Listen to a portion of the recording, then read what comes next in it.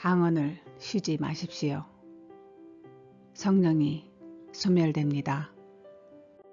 오늘은 많은 분들이 질문을 하셨던 방언으로 말하는 적극적인 자세에 대해서, 그리고 방언을 쉬지 않고 말해야 하는 중요한 이유에 대해 말씀드리겠습니다. 성령이 소멸, 즉 사라지지 않게 하기 위해 방언으로 말하는 것, 즉 우리는 쉬지 말고 방언으로 말을 해야 합니다. 이것이 주와 함께 걷는 동행의 증거입니다. 당신은 누구와 지금 걷고 있습니까? 방언 말하기는 주님과 함께 걸어가는 것입니다. 우리는 영의 기도 사역을 하는 사역자들입니다. 이런 우리들에게 하나님의 뜻이 정확하게 나와 있는 성경 말씀이 있습니다. 데살로니가 전서 5장, 우리가 정말 오랫동안 묵상했던 구절 중에 이런 말씀이 있습니다. 그러므로 우리는 다른 이들과 같이 자지 말고 오직 깨어서 정신을 차릴지라. 항상 기뻐하라. 쉬지 말고 기도하라. 범사에 감사하라. 이것이 그리스도 예수 안에서 너희를 향하신 하나님의 뜻이니라. 성령을 소멸하지 말아라. 기도, 영의 기도에 초점을 맞출 때만 이 말씀이 풀어지는 하나님의 뜻을 알 수 있는 구절입니다. 쉬지 말고 기도하라. 성령을 소멸하지 말아라. 이 두 가지 어떻게 생각하십니까? 쉬지 말고 기도하라. 무엇인지 아십니까?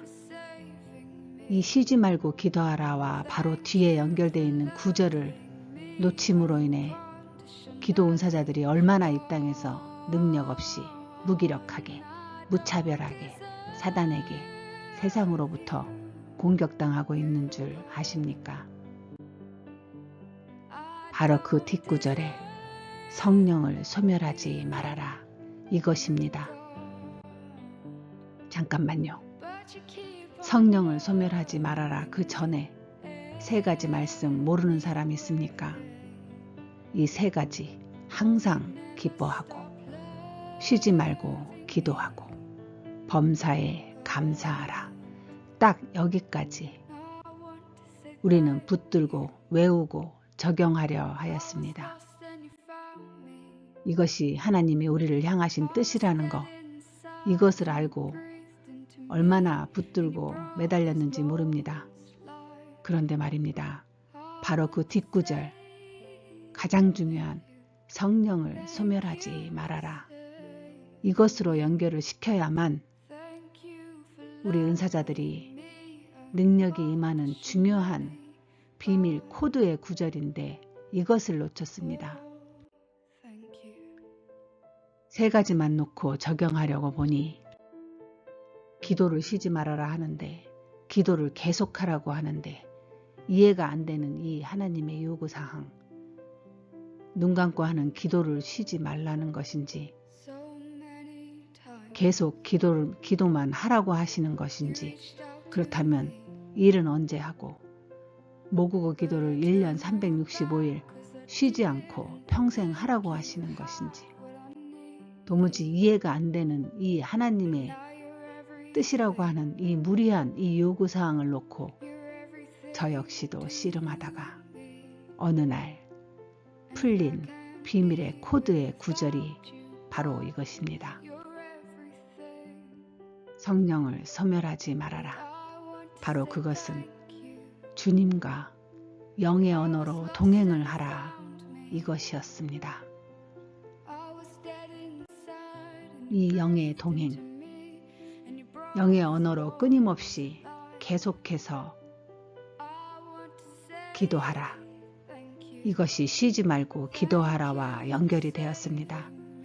주님과 교제하며 에녹과 같이 살아가야 동행을 해야 성령이 소멸되지 않는다는 것, 이것을 오랜 시간이 지나고서야 알았습니다. 성령을 소멸하지 말라는 것입니다. 여기서 소멸이라는 뜻은 사라지다, 없어지다 뜻입니다. 성령이 소멸되면, 성령이 사라지거나 없어지면 우리는 어떻게 됩니까? 우리 안에 주님의 영이 사라지는 것입니다. 주님의 영이 사라지는 그 순간 나타나는 현상들, 성경에 얼마나 많이 나타났습니까? 그걸 아시는 주님께서, 그걸 아시는 하나님께서 기도를 쉬지 말라, 기도를 끊임없이 하라 하신 것입니다.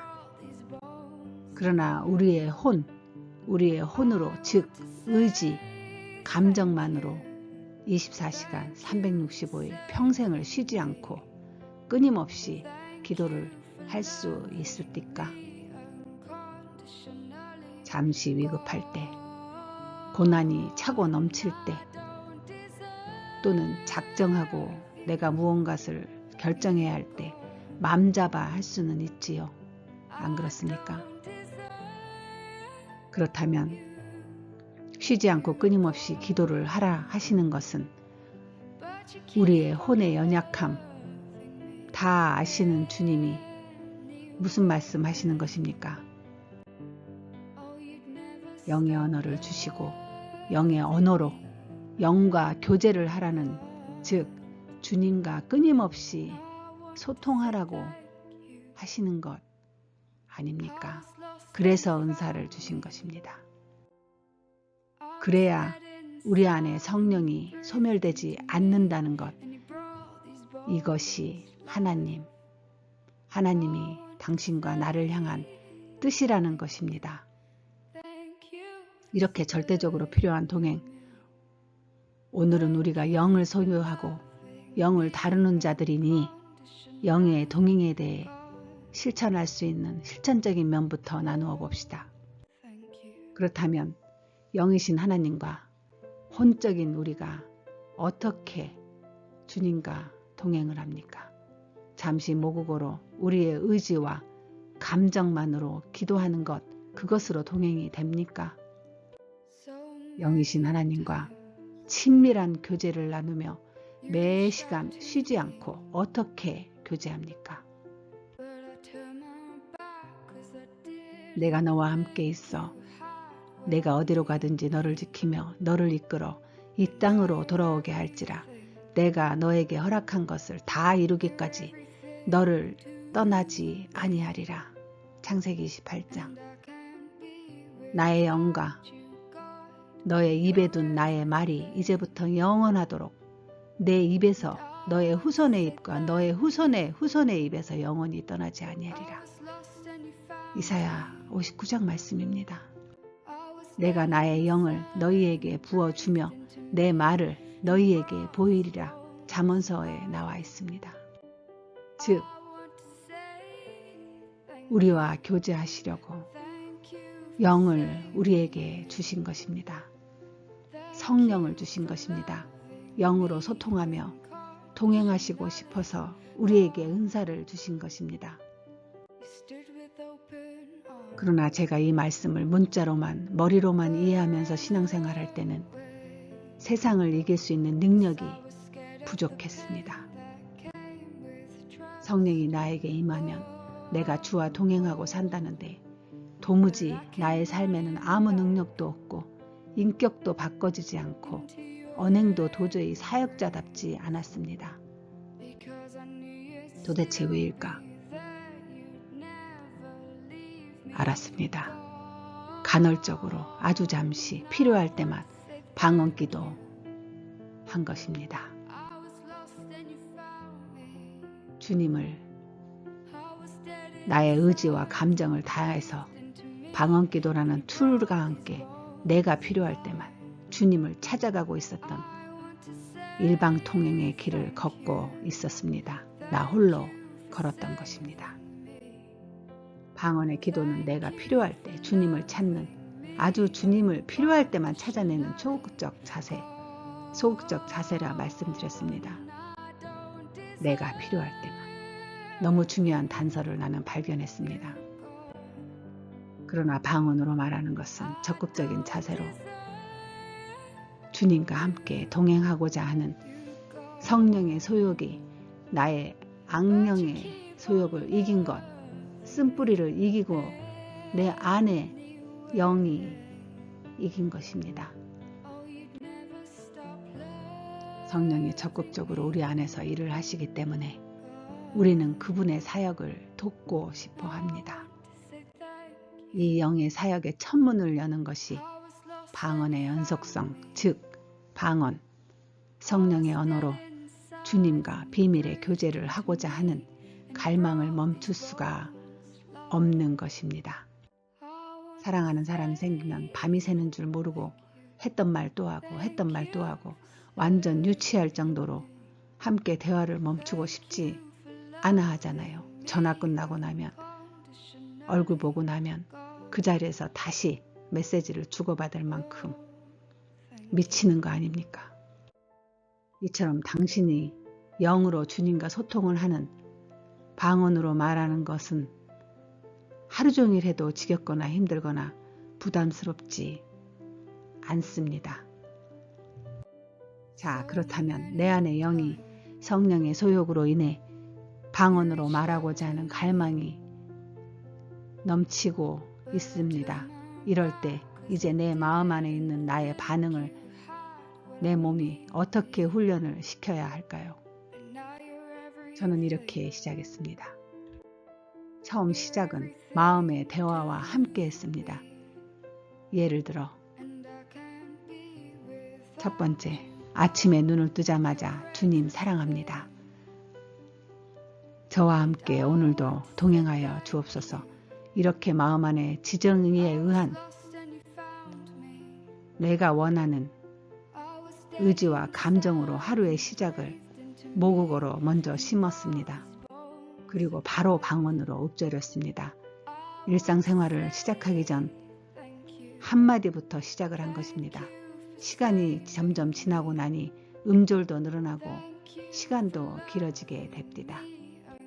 두 번째, 일을 시작하면서 화가 나는 일이 있거나 불안하거나 낙심이 되거나 문제가 나타나면 그때 바로 그 문제 앞에서 예전에는 모국어의 반응이 튀어나왔습니다. 그러나 이제는 문제 앞에서 모국어의 반응이 튀어나오기 전에 방언으로 한마디 먼저 선포합니다. 이렇게 한마디, 두마디 점점 늘어나는 인도함 받는 대로 저는 했습니다.